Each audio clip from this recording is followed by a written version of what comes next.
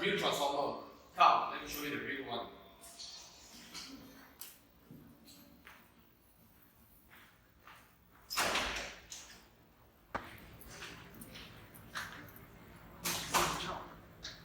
We have no time to finish our project already. Let's go finish. Let's go. Hi guys, we are group 3. My name is Kaishan and I'm here with Shane, Kakao. Puja, Christine. and today we are going to talk about Transformers. Hello everybody, how are you guys doing? I'm sure the reason you clicked on this video is to know everything about a transformer, so let's get to it. Firstly, what is a transformer? Well, a transformer is a static electrical device that transfers electrical energy between two or more circuits. A varying current in one coil of the transformer produces a varying magnetic flux, which in turn induces a varying electromotive force across a second coil wound around the same core. Electrical energy can be transferred between the two coils without a metallic connection between the two circuits. Faraday's law of induction, discovered in 1831, described the induced voltage effect in any coil due to changing magnetic flux encircled by the coil. Transformers are used for increasing or decreasing the alternative voltages in electric power applications and for coupling the stages of signal processing circuits.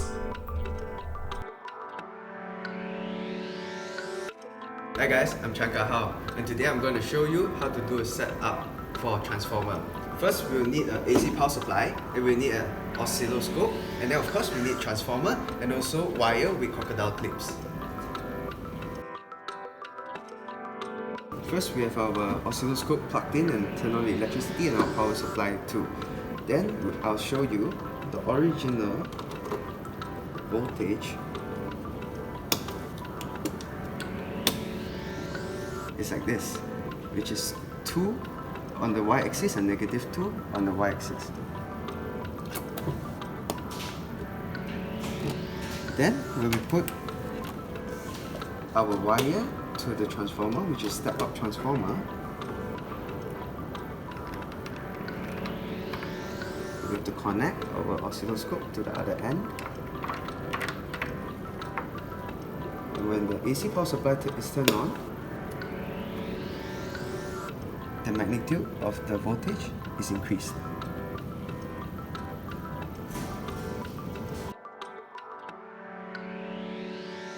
Hi, I'm Puja, and today I will be explaining the principle of operation of a transformer. In this image, we have a step-up transformer.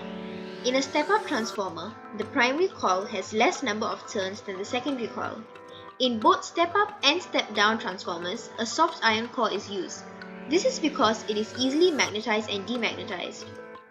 An AC power supply is attached to the primary coil, while the secondary coil is attached to a resistor, such as a TV or a laptop. An AC current is used as it changes direction every half cycle, resulting in an alternating flux. When this flux is cut by coils, an EMF is induced in the secondary coil. A DC current supply is not used as the DC current flows in only one direction, and this doesn't create a change in magnetic flux. As a result, an EMF is unable to be induced.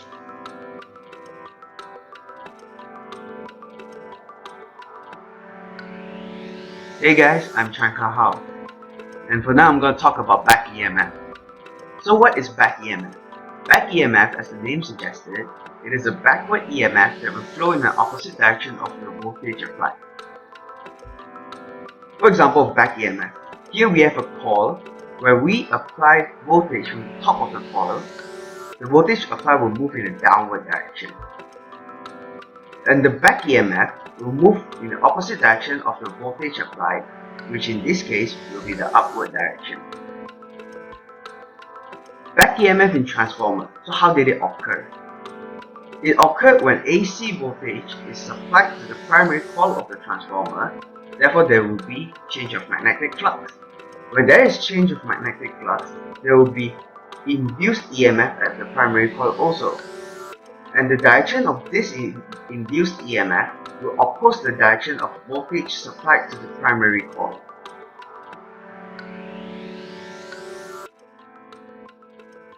Now, I'll be introducing to you energy issues in a transformer. First of all, what we have to know is that in ideal conditions, when the secondary coil is not connected properly, all the input electrical energy will be used to produce back EMF in the primary coil. Hence, no energy is transferred to the secondary coil. When the secondary coil is connected, all the input energy is transferred to the secondary coil, and there will not be any energy loss in the form of heat in the windings or the core. With this, we have a formula, which is primary current times primary voltage equals to secondary current times secondary voltage. We cross multiply it to have this, which results in this equation, which is primary current divided by secondary current equals to secondary voltage divided by primary voltage, also equals to number of coils in the secondary system divided by the number of coils in the primary system. However, in real life conditions, there is energy loss. There are 4 types of energy issues in a transformer, which includes resistance of wires, flux leakage, eddy current loss, and hysteresis loss. First of all, we have resistance of windings. A low resistance copper wire is used for the windings. Although it is low resistance, there is still resistance in it, thereby contributing to heat loss. Next, we have flux leakage. Flux that is produced by the primary core might not all be linked to the secondary core if the design of the core is bad. This results in energy loss. Other than that, we have eddy current loss. The changing magnetic field not only induces currents in the secondary coil but also currents in the iron core itself. These currents are called eddy currents, which causes heat loss. Lastly, we have hysteresis loss. The magnetization of the core is repeatedly reversed by the alternating magnetic field. The repeating core magnetization process expands energy, and this results in loss of energy in the form of heat.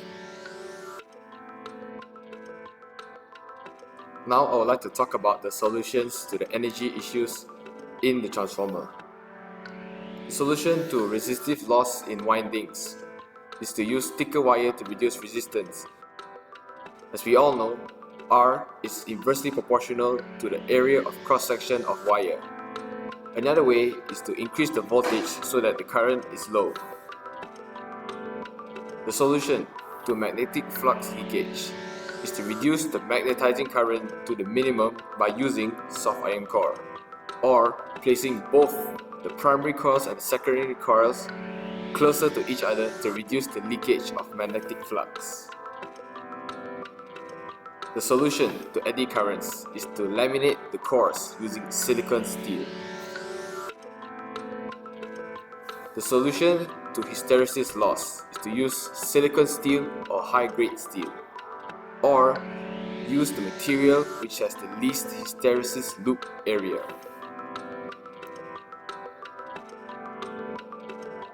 Application of transformer in power transmission. As electricity continues to be an integral part of many people's daily life, transformers have evolved to take up an important role in the generation and distribution of electrical power. Transformers regulate electricity by modifying current to run from one electric circuit to another. Each electric circuit has a certain amount of windings that are present around an iron core. The number of windings either to increase or decrease the incoming electric voltage. One of the applications of transformer in power transmission is to regulate the alternating current. It's well known that all transformers have one basic function, which is to increase or decrease alternating current within the electrical system. By regulating the flow of current, the transformer allows the increased energy efficiency, which helps to reduce the electricity bills and the costs. Here is given by one formula of the efficiency of transformer is given by output power over input power times 100%.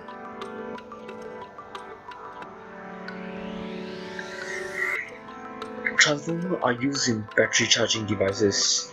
Step-down transformer can be found in all electronic devices that can be run from domestic 240-volt AC supply.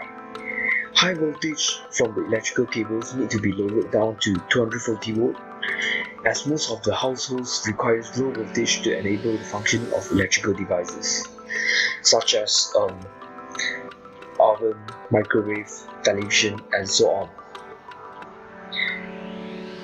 If there's a child asks you, where can I find a transformer in real life? You can tell them, iPad, phones that you are using, they are all transformers. Transformers are used to control the voltage that enters the battery during the charging process in order to prevent any damage that can occur to the internal battery components. This is important because an unregulated voltage can result in high surge during charging of batteries. Besides, to manufacture steel, high voltage transformers are needed to provide range of voltage for manufacturing process. High currents are required during melting and welding of steel. However, lower current are required during the cooling process. So in order to provide this range of voltage, transformers are necessary for regulating currents within the system. In addition, transformers are used in electrochemicals process. In chemical engineering and manufacturing process, electrolysis is normally fueled by functioning of transformers. Metals such as copper, zinc, and aluminum are normally used for the purpose of electroplating. During the process, transformers provide a regulated electrical current that is used to drive the chemical reaction from the beginning stage until the completion. The current can therefore be regulated as the reaction proceeds. Here are some formulas related to the transformer. One of the most obvious applications of transformer is in power transmission. Based on the formula P equals I squared R, the power consumed by a circuit element is proportional to the square of current flowing through it. In order to reduce power loss in transmission line, it is desirable to transmit the least amount of current possible. For a fixed amount of power, the best way to decrease the current is to increase the voltage. Furthermore, it is possible to use a transformer to make the load appear larger or smaller so that the load receives maximum power. However, the maximum power is not equal to the maximum efficiency. For maximum efficiency to be produced in the use of electrical energy, the load should have extreme resistance so that the energy loss will be negligible. Looking into equations, extreme resistance will receive low amount of power. For any constant given voltage across any load, the power received by the load is given by P equals V squared over R. Thus, the relationship of power is directly proportional to the square of voltage and inversely proportional to the resistance. But please note that this equation is transformed with Ohm's law. It changes with Ohm's law and is only appropriate since current will drop in this case if resistance increases. How do we improve the efficiency of a transformer? First of all, we can use a better grade of core material. A better grade of core material has lower hysteresis and less eddy current is produced. Secondly, we can use soft iron core. A soft iron core is easily magnetized and demagnetized easily by the magnetic field of a solenoid. Soft iron core can be used to reduce the energy needed to bring about the magnetic reversal in the coil. Soft iron core is able to concentrate magnetic field lines and thus a stronger magnetic field is produced and resulting in more change in magnetic flux. To improve the efficiency of a transformer, a thicker copper wire must be used. Larger diameter of the copper wire reduces the resistance of the coil. Energy is lost as heat energy, and the power loss equation is given by P equals I squared R. As the resistance of the coil decreases, power loss decreases accordingly. Furthermore, iron core should be a closed loop of iron with a secondary coil wound over the primary coil, or you either place the secondary coil very close to the primary coil. This is because electrical energy is lost when the fraction of magnetic flux produced by the primary coil does not cut the secondary coil, and this resulting reduction in EMF induced in secondary coil. Moreover, use of laminated soft iron core. Laminated soft iron core reduce eddy current, which in turn reduce the heat in the core, and hence the energy loss is reduced. Lastly, we must keep the transformer as cool as possible to improve the efficiency of a transformer. This is because copper resistance increases with temperature and their relationship is directly proportional to each other.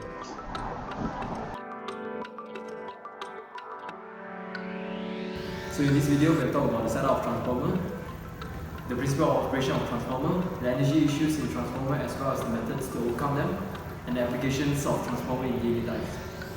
So now you have understand what a real transformer is. Thank you for watching.